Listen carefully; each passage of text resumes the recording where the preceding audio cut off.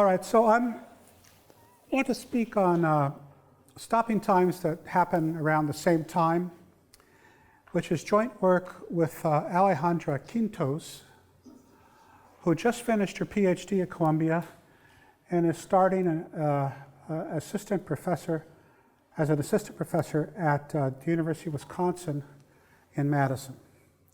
And as you might guess from her name, she is Mexican. Okay, and hey, it works. Okay, so to begin, like everybody else, we'll start with Brownian motion with the filtration F. Now, in Brownian motion in the filtration F, there are no totally inaccessible stopping times. And since I'm in France, I don't have to explain what that is. And so that means that if we look at the indicator function of t bigger than tau, it doesn't have a compensator.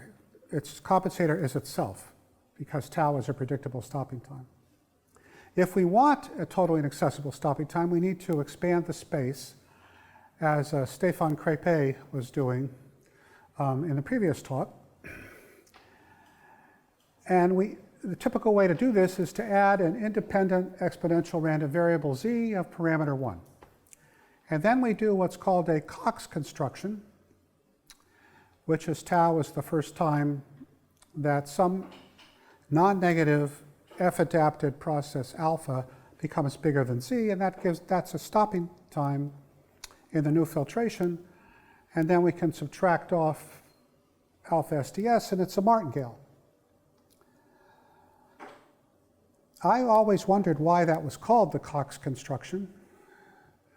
So I contacted David Landau, which was the first place I saw it referred to as the Cox construction, and it turns out he named it the Cox construction, and it has almost nothing to do with Cox.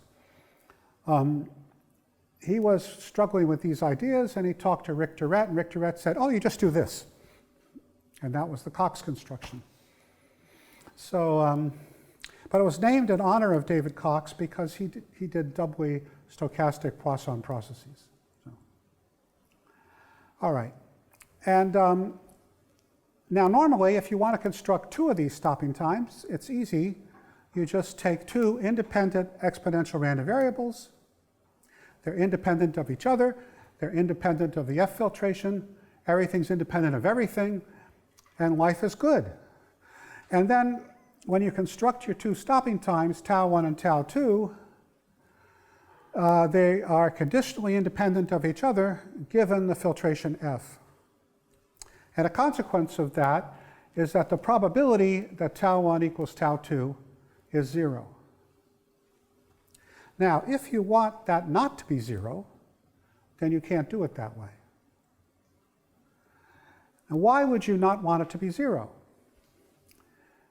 So we thought about this, and my favorite example is the collapse of the Champlain Towers South in Surfside, Florida, which, since you're not American, you may not know about it. I mean, there's reasons that Donald Trump moved from New York to Florida.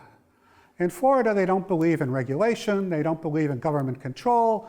People do what they want to do because they're free. And so, so they're not really have to be that responsible when they construct buildings. And the towers had a pool deck with a covered garage. And the towers holding up the pool deck were too thin. And they weren't strong enough to withstand the stresses imposed on them. Now, of course, they were strong enough to withstand the stresses imposed on them for 40 years. And had Florida insisted that buildings be inspected every 5 years, like they are in New York, this might have been noticed. Anyway, water was seen pouring into the parking garage from the swimming pool only minutes before the collapse. And then we get to the main building that collapsed, and their columns were too narrow to accommodate enough rebar, meaning that the contractors had to choose between cramming extra steel into a column that was too small, which can create air pockets that accelerate corrosion. Remember that the Champlain Towers were on the beach, facing the Atlantic Ocean. Now, as you know, or hopefully you know, probably you know, Florida gets lots of hurricanes. And if you have a building facing the Atlantic Ocean, it's subject to occasionally quite severe weather conditions. So the other alternative was inadequately attaching floor slabs to their supports so that the floors were too heavy for the columns that supported them. Okay, so we have the corrosion of the rebar, and then since Florida doesn't have good regulation, the constructors were able to use a low quality grade of concrete, and so which violated the regulations of the local government. But violating regulations of the government in Florida does not entail penalties. Okay, so it fell down after 40 years, and so these failure times we will call Tau 1 and Tau 2. This is a picture of the Champlain Towers after they fell. So it's pretty spectacular because 98 people were asleep in their beds when the towers fell. They fell in the middle of the night, which is, you know, not a great time because people are home. And there's a well-known professor of construction engineering at Virginia Tech, and he was quoted as saying, "I don't think the building collapsed just because of one reason. What we tend to find in forensic investigation is that 3 or 4 things have to happen for a collapse to occur." Okay, and the rest is cut off. I'm sorry about that. Okay. So you have these simultaneous arrivals, and that creates the collapse. And so another example is the 737 MAX 8 airplane. This was another great innovation of the federal government, where they said, you know, we like to control the way airplanes are built because, you know, after all, we want them to be very safe. But they've been safe for a long time. We can trust the companies that are building them. Now, of course, capitalism is the best system God ever created, but it doesn't really encourage trust. So, as Ronald Reagan once said, we can trust, but we should also verify. So, anyway, the verification was led to the airplane companies themselves, in this case Boeing. Well, there's only one, so. And this entailed 2 fatal crashes in relatively rapid succession. One in Indonesia, which was Lion Air, and the other in Ethiopia, which was Ethiopian Airlines. And why did all of a sudden the 737 MAX 8 crash? Well, it suffered from flawed technical design criteria, coupled with faulty assumptions about pilot response times and production pressures. So what's really going on is that airplanes are wonderful. They fly themselves. Pilots aren't really needed much. You know, they're used for takeoff and they're used for landing, and the rest of the time, you know, they just sit around and talk. And so in America, the pilots are often retired military officers who flew in the Air Force. And one of the reasons we have the world's biggest Air Force is to populate the civilian pilots in our airplane companies. I'm sure France is the same, right? France has a great Air Force, and after you've worked as an airplane pilot in the Air Force, then you migrate over to the private sector and you fly the Air France planes that we all love.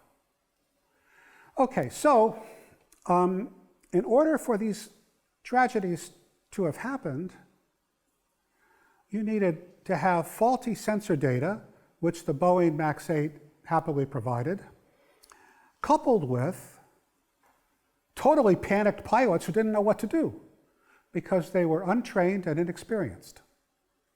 Now, why would an airplane company hire pilots that have no training and are inexperienced, capitalism works again. They're cheap. You know, you fly these airplane flights on Ryanair and various other airplanes that are practically free. How do they do it? Well, they don't hire experienced airplane pilots who require a decent salary. They don't need to because the airplanes are perfect until they're not. Okay, so this is a lovely picture of which I stole from the internet. I love the way it says max on the bottom because it's a max 8. Anyway, you can see that a max 8 can fly because this was flying. All right, so how do we model this mathematically?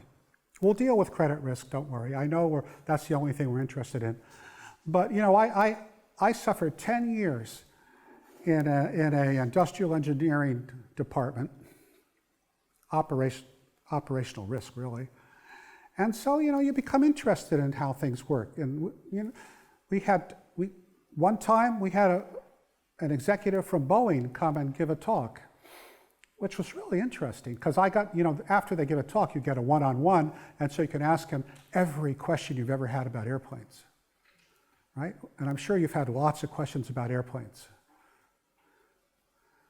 Like one of the great things about, you know, airplanes were in the complete vanguard of the anti-smoking movement. They prohibited smoking before anybody else. And the reason was, if people smoked, they needed a lot more fresh air into the airplanes. And you know, the temperature of the air outside when you're flying at 35,000 feet is, well, I don't know what it is, but it's very cold. And before you import all that fresh air into the airplane, you have to heat it. And heating is expensive because it requires fuel. So if you don't have smoking, you can just keep recirculating the air. And that way, you know, babies and old people get headaches because, you know, they're breathing oxygen-deprived air, but it's cheaper. Okay, so anyway, we want examples that give us the probability that tau 1 equals tau 2 is strictly positive. And so we looked at that. You know, we have to have the easiest way well, the only way I could think of to do that is to use a multidimensional exponential, which is not made up of two independent exponentials, but dependent exponentials. So you look around for the world's most interesting paper about two dependent exponentials, and it was written in 1967 by Ingram Olkin and somebody named Marshall. Big surprise, Marshall worked at Boeing Aircraft. So we have a complete circle here. But it makes sense, you know, because if you think about, you know, metal fatigue, you know about metal fatigue, right? So if you have a little tiny crack in a piece of metal and it's under stress, the crack expands over time. And airplanes can produce a lot of stress, particularly where the wings meet the fuselage. So I don't know if you've ever, when you're driving a car, if you're driving in Germany, then you can drive very fast, right? And at some speed, your steering wheel starts to vibrate in your hand, right? Have you experienced this? You have. That's called, if you speed up, the vibration stops, and if you slow down, the vibration stops. There's only vibrates at a certain speed. And that speed is sympathetic vibrations, and that speed is called your flutter speed, if you're an airplane. And so when airplanes reach their flutter speed, their wings fall off. This was discovered when the jet stream was discovered during one of the two world wars. I should have looked this up. I don't remember which one. But pilots discovered they could fly to Europe and bomb places much faster if they went up into the jet stream. But they were going faster than the engineers had designed the airplane to fly. And they reached their flutter speed and their wings fell off. And everybody agrees that's a big problem. And then Lockheed, one of our fabulous airplane manufacturers, in the 1980s had a jet called the Electrajet, which kept crashing. And the reason was given that seagulls were attracted to the airplane engines. And one particular jet, the Electra, kept hitting seagulls. But the reality was, and they kept it a secret, these airplanes reached their flutter speed.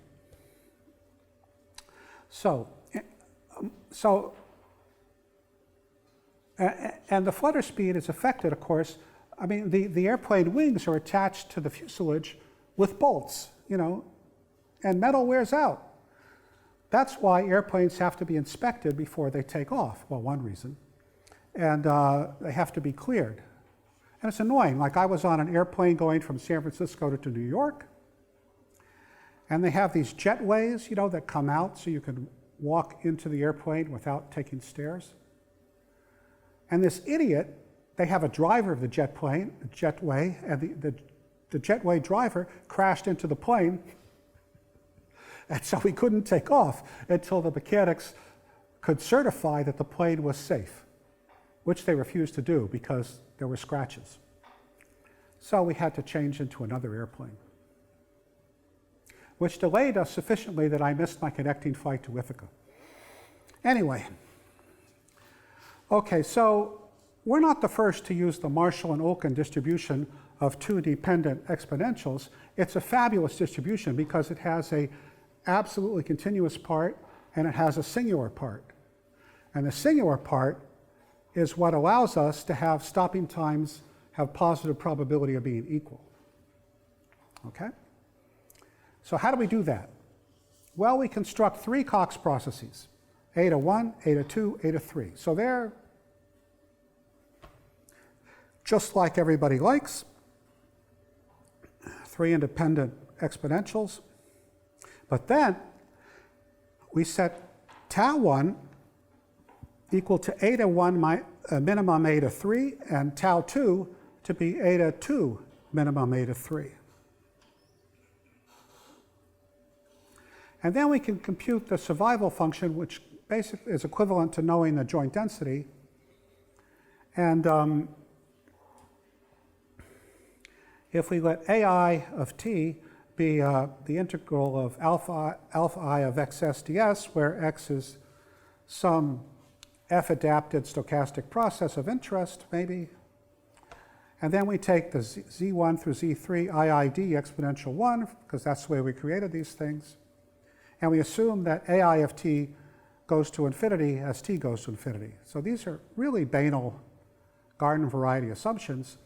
Then we get that the joint distribution of tau 1 and tau 2, not eta 1, eta 2, and eta 3, but tau 1 and tau 2, is the expectation of the exponential of a1 of s minus a2 of s. And here's the key thing, a3 of s sup t. And that's what gives us our singular component. So it has an absolutely continuous part and a singular part. Okay, and so we can actually compute the, should be a mouse, right? Yeah. So down here in corollary 2.1, don't ask me why it's called corollary 2.1, it's because I copied and pasted.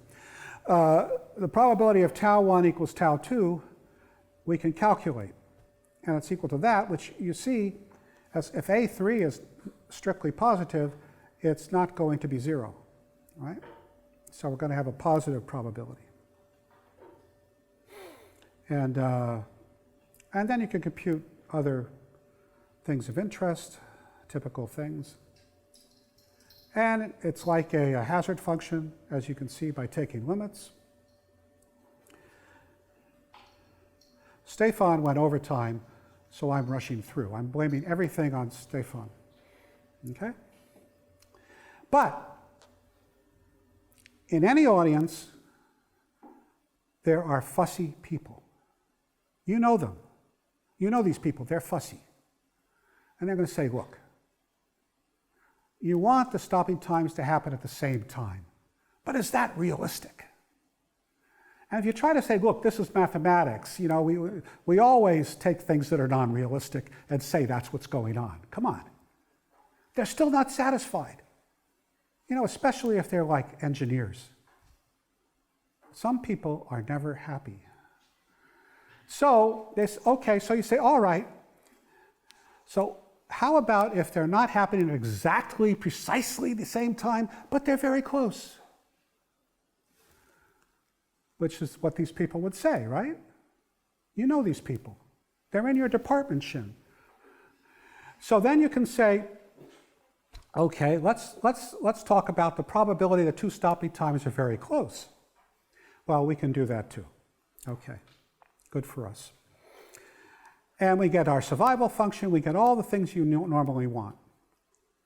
And so if you look here, we have a delta. So if delta is 0, then everything's beautiful.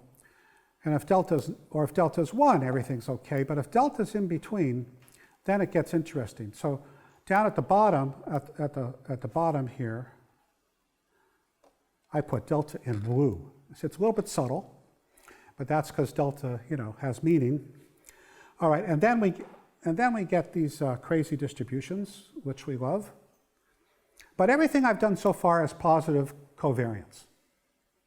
So Alejandra gave a talk on this, a job talk actually, at Rice University.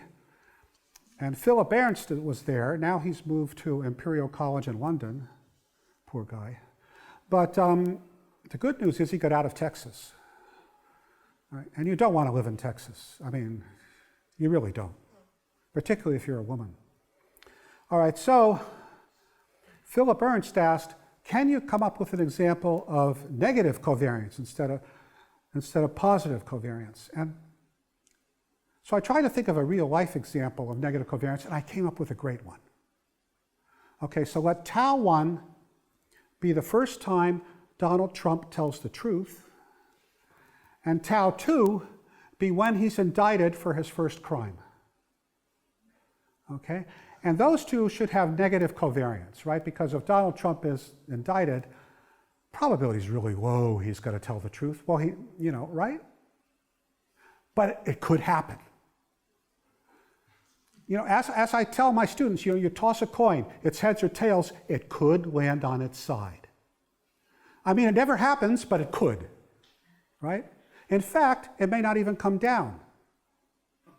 Okay, that's stretching it a bit, but I don't know if you've ever thrown breadcrumbs to pigeons, not pigeons, seagulls. You ever thrown breadcrumbs to seagulls?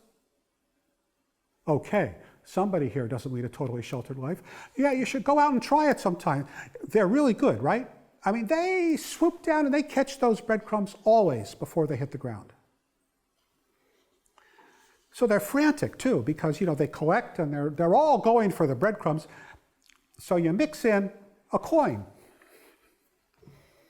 right? Well, the seagull might just swallow a coin, thinking you're sending up a really nice-looking, reflective breadcrumb, right? I mean, so that coin won't come down because it's in the seagull's tummy. It will come down when the seagull comes down, but then you don't know if it's heads or tails. Okay, so we can do negative covariance. It's not so easy to think of things which are negative covariance, but I'm very happy with my Donald Trump example, right? No? Okay, anyway. So, and of course, to do this, you need an estimate, which Alejandra got for this. This is like the function that you may have seen in one of your engineering classes, right? When you were a student, some of you still are students. Do you take engineering classes? No. They're not so bad, really. I mean, engineers are not bad people. Okay. They think Chinese food is foreign food, but they're not bad people. So anyway, you can work out this example, which was all we needed, and then we can compute everything. And we have 3 independent Cox processes. Okay, and so now let's go to credit risk. What we're interested in credit risk is credit catastrophe. Doesn't that sound great? A catastrophe is when everything falls apart. So, for example, the entire financial system in the United States collapses. Now, if the entire financial system in the United States collapses, we Americans like to think the entire financial system of the entire world collapses. Could be, right? Everything's interconnected. And so that almost happened in 2008. So, which is pretty impressive. I mean, that's when Obama was getting elected and Bush was leaving office, and right at that moment it happened, and Bush and Obama cooperated. The Republican and the Democratic cooperated. I mean, it's easy to imagine that if a crisis happened, Donald Trump would have said to Joe Biden, look, I know you won, but let's get together and fix this, right? He's that kind of guy. You look more and more unhappy. I shouldn't make these jokes. Okay, so, all right. So this was surprisingly close to happening in 2008. And it had to be avoided, and the government was really trying to avoid it. And Lehman Brothers, which was one of the major banks in America, collapsed. AIG was going to collapse, but the government bailed it out. Bear Stearns collapsed, but the government forced JP Morgan to buy it. Really cheap. And Merrill Lynch collapsed, but was bought by Bank of America. And Wachovia, this is the bank you've never heard of. You see, Wachovia is a bank in North Carolina. Well, you have to understand, in America, it's not like Europe. No bank, well, the rules have changed, but for most of our history, every bank was restricted to at most one state. So if you're a bank in North Carolina, you can't practice in South Carolina. And therefore, the banks in North Carolina were also protected from the other banks, which means they were protected from New York. Even in New York State, they went farther. No bank can operate in more than one county. New York City alone has 5 counties. So you can, anyway, that's all gone. Now everything can be one big bank, but which is gradually happening. But Wachovia was one of the largest banks in North Carolina. Now you may say, North Carolina? Who cares about North Carolina? But it turns out, it's the 8th most industrialized state in the United States. Who knew? Anyway, it became a huge bank, and it collapsed, because the way to become a huge bank is to make ridiculously stupid loans. And then you just get bigger and bigger and bigger, and then you collapse because all the loans don't get repaid. And so it was bought out by Wells Fargo. All these buyouts were engineered by the government under lots of pressure. And so this is a real problem. And so these banks that are so big that if they fail, it sends shockwaves everywhere, are called globally systemic important banks, which, don't blame me, it's economists. They're called GSIBs, which is the acronym. And so if a large enough bank fails, it affects the health of the entire financial system. You can probably see where I'm going here. But if 2 banks fail, 2 huge banks fail, then the whole system collapses, because the government, the United States government or any government, is not big enough to handle the failure of 2 gigantic banks. At least that's what the economists say. We have to listen to the economists and have to pretend that they know what they're doing, right? Okay, so there are lots of them. There are about 30 in JP Morgan Chase, Citigroup, Hong Kong, Shanghai Bank Corporation, Bank of America, Bank of China, Goldman Sachs, and so forth. NES, Deutsche Bank is one of them. NES, Societe Generale is one of them. So there's a lot of these guys, 30 of them. And if any 2 fail at the same time, then we're in trouble. So this is another example of where you don't want this to happen, okay? And so you have to model when it can happen. And you could even go through our model of, well, when I was young, Etienne Pardue told me, Philip, Your problem is that you only exist in one dimension. And now that I'm older, I'm branching out to 2 dimensions. But I will not branch out to 3 or more dimensions. But Alejandra, who's young and innocent, goes right for it, and so we can also do K G-sibs, where K is finite. All right, and so, but the reason you don't want to do that is because the calculations become impossible. But, all right, so an idiosyncratic event is one that's unique to a G-sib. And an example might be fraudulent trades by a rogue trader. We all remember, well, we don't all remember because some of you are much too young. But there was this guy in Singapore, I think his name was Nicholas Leeds or something like that, an English guy. And he was working for Barings Bank, a 750-year-old bank or something like that. And he just wrecked the entire bank, one guy, by trading in currency manipulation.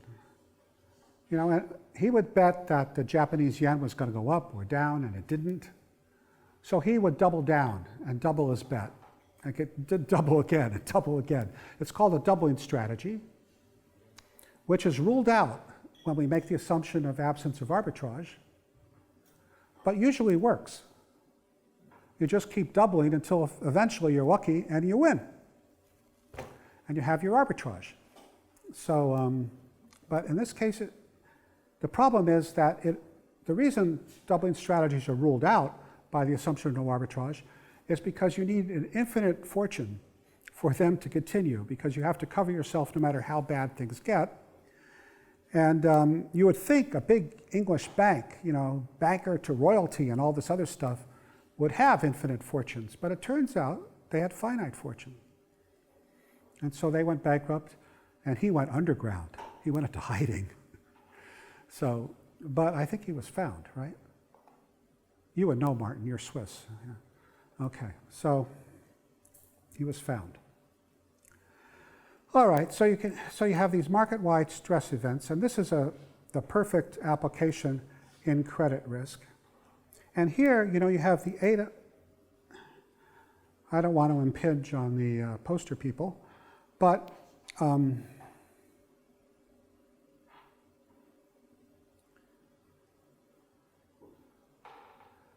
you have a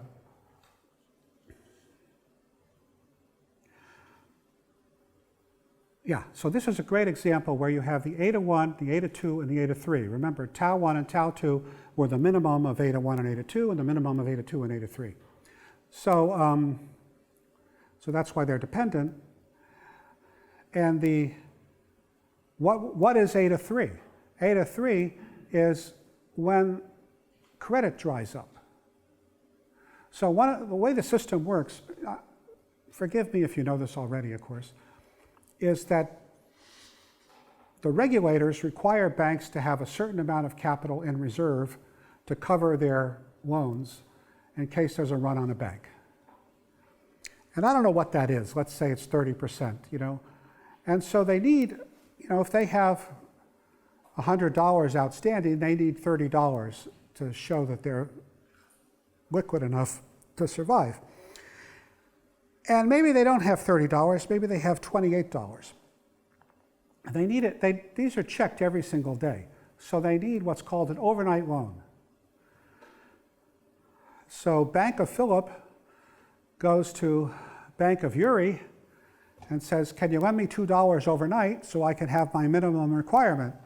And Bank of Uri says, of course we can. We're all friends here. You pay me back the next day, maybe I'll need a loan. And I say, no problem. And this is what happens all the time. In 2008, it stopped happening because Bank of Uri was worried just because I needed $2 that I was going to go bankrupt overnight, and he didn't want to lose his $2. I mean, can you believe this? Uri, you can afford to lose $2.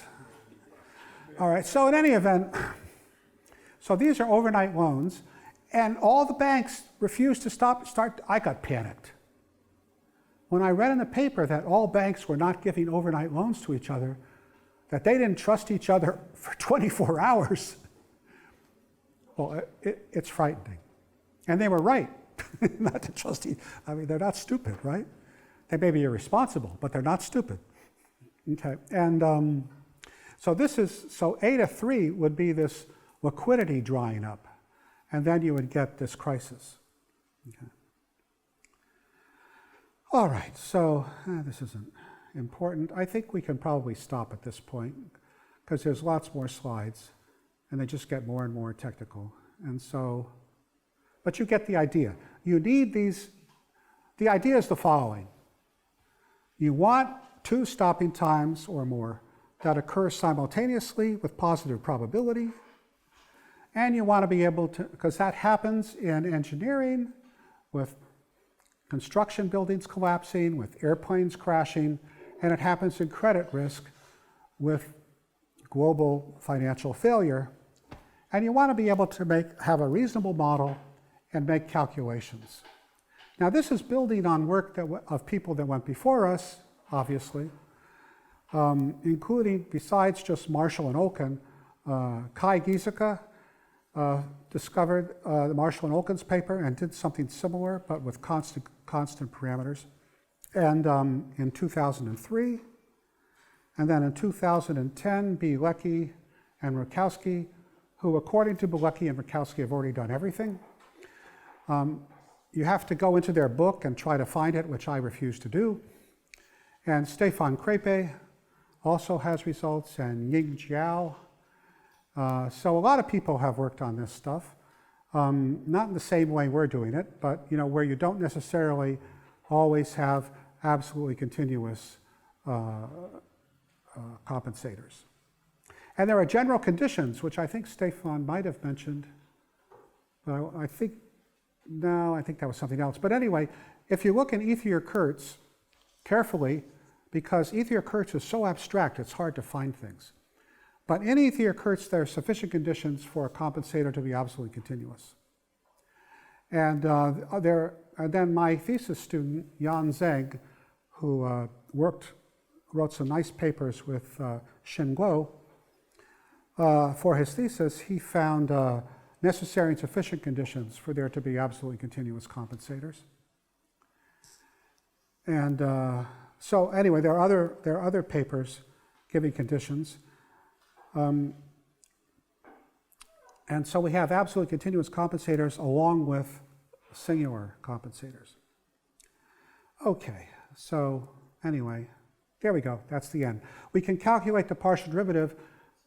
Economists love partial derivatives because it says, okay, if you keep the parameters constant and you calculate the partial derivative, you can determine what happens when you change the parameters because you have the partial derivative. Okay? So that's a sop to the economists. Okay, I'm done.